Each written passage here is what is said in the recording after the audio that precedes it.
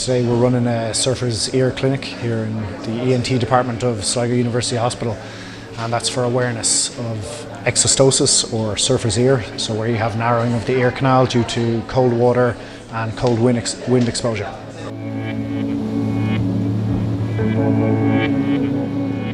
So I think a lot of surfers in particular are aware of the problem, but other cold water athletes aren't. People like kayakers, divers, open water swimmers, triathletes. We've had a couple today who were surprised at how bad their ears were. And we're seeing people in their late 20s, early 30s with very narrow ear canals that if they don't do something about them soon to prevent the problem, they're going to need surgery in the next few years.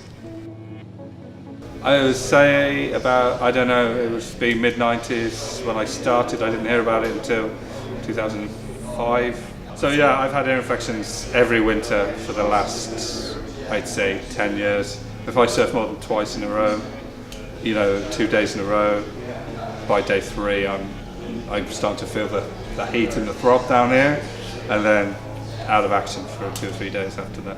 I knew that because I'd been here before, maybe 5 years ago, I knew it was bad. So I knew I'd never seen it, and I didn't know what I was going to be looking at, but I knew it wasn't going to be a good prognosis. I knew I was in trouble. From day one, earplugs, whether it's sunny, whatever, just put plugs in.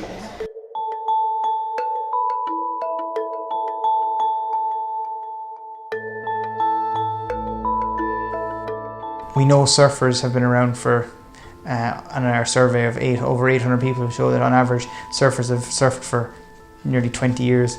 But where we want to look at now is the triathletes and the open water swimmers, which have had a dramatic rise in the last 5 years. So we just really want to attempt to nip it in the bud before we have an epidemic of surfer's ear in the community in 10 to 15 years time. If you compare the surfers and the triathletes, so the surfers, 90% of them have heard of surfer's ear, 30% of triathletes have heard of surfer's ear. So then to move to the next step, just to hear about it is one thing. Then to know, have you got it, is the next step. And we know in Ireland, in a previous paper by Lennon, that 66% of surfers have surfer's ear, and 88% of them didn't even know they had it.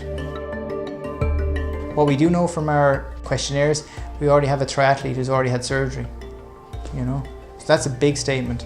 Overall, out of that cohort, 1.9% have had surgery. 4 kayakers and 1 triathlete have already had surgery. So what we're trying to do is gather more data. During the summer, our Irish waters are still cold, despite what we think, so we need to wear ear protection.